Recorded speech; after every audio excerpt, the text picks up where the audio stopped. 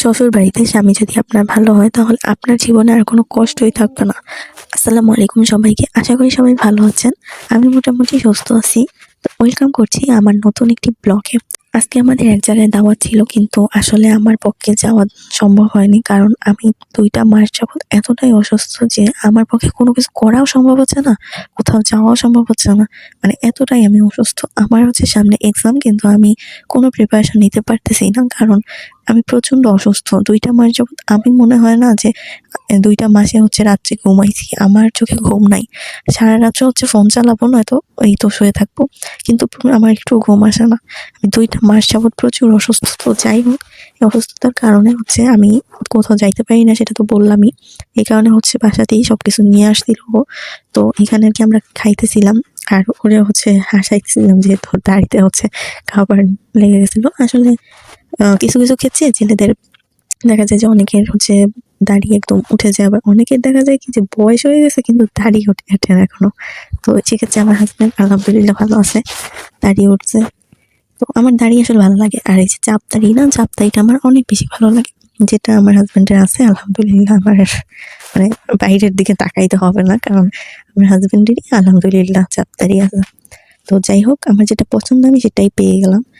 দেখেন এখানে হচ্ছে ২ টা ভিডিও মিলানো, যে ২ দিনের ভিডিও বলতে পারেন। তো দেখেন এই পরের দিন হচ্ছে সকালবেলা আপনাদের ভাইয়া আমার জন্য হচ্ছে রুটি বানাচ্ছে। আমি আসলে কিছুই করতে পারি না। বললাম না, ও যদি আমাকে হেল্প না করতো আমি আসলে কি করতাম আমি জানি না। আমার হয়তোবা না খেয়েও থাকা লাগতে পারত। দেখেন এখানে আমার জন্য কত কষ্ট করে রুটি বানাচ্ছে। একদম এত সুন্দর গোল রুটি মনে হয় যে আমিও বানাইতে পারতাম না। তো এই তো ওর সাথে মজা করতেছি, হাসাহাসি করতেছি। আর এই পাশে আমি ভিডিও বানাচ্ছি আস্তে, আস্তে। মানে দেখি যে ভিডিওটা বানাইতে পারি কিনা। তো ভয়েস দেওয়াটা আমার জন্য খুবই কষ্টকর হয়ে যাচ্ছে। আপনাদের যদি শুনতে অসুবিধা হয় প্লিজ ক্ষমার দৃষ্টিতে দেখবেন, এবং কোথায় কি ভুল হয়েছে সেটাও আমাকে কমেন্ট করতে পারেন। ভিডিওটা অবশ্যই শেয়ার করে দিবেন।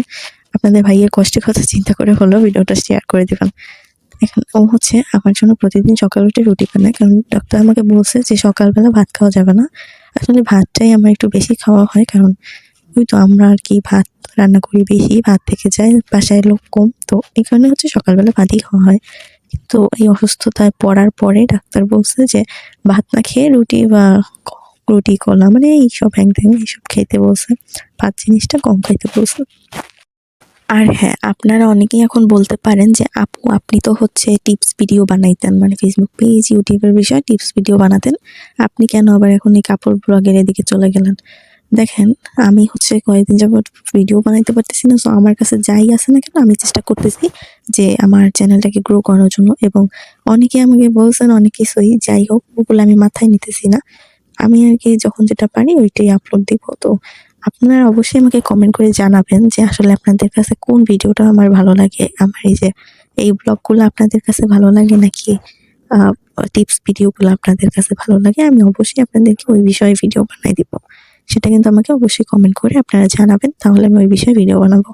এবং আজকের ভিডিওটা একটু শেয়ার করে দিবেন, কারণ আপনার ভাইয়ের কথা চিন্তা করে হলেও হচ্ছে ভিডিওগুলো শেয়ার করে দিবেন। কারণ বেচারি খুব কষ্ট করে হচ্ছে কাজগুলো করতেছে। আমাকে রেখে সবসময় কাজ করে। আমি মনে করি আমার স্বামী আমার জন্য বড় একটা নিয়ামত, যেটা আমাকে আল্লাহ তাআলা দিয়েছেন। ও যদি না থাকতো আমি জানি না আমি কি করতাম। ও সবসময় আমার খেয়াল রাখে। আমি অসুস্থ থাকি, সুস্থ থাকি না কেন, সবসময় আমার দেখাশোনা করার ট্রাই করে, এবং যতটুকু পারে আমাকে হেল্প করার ট্রাই করে। আমি মনে করি যে এটা আমার জন্য অনেক বড় একটা নিয়ামত, যে প্রেম করে বিয়ে করার পরেও আমার হাসব্যান্ড আমাকে এতটা ভালোবাসে, এতটা বোঝায়। আমি যেরকম বলি এরকমই, বুঝছেন? কারণ আমি ওরে যাই বলি না কেন ও ট্রাই করে যেন ওইটাই করার ট্রাই করে। তো সবাই দোয়া করবেন আমার জন্য, আমি যেন খুব তাড়াতাড়ি সুস্থ হয়ে যাই। সবাই আমার জন্য দোয়া করবেন, আমার জামাইটার জন্য দোয়া করবেন যেন সে সবসময় ভালো থাকতে পারে। যিনি আমাকে ভালো রাখার জন্য এতটা কষ্ট করতেছেন, আমি ট্রাই করব যে সেও যেন ভালো থাকে। সেই দোয়া করার জন্য আপনারা বেশি, বেশি দোয়া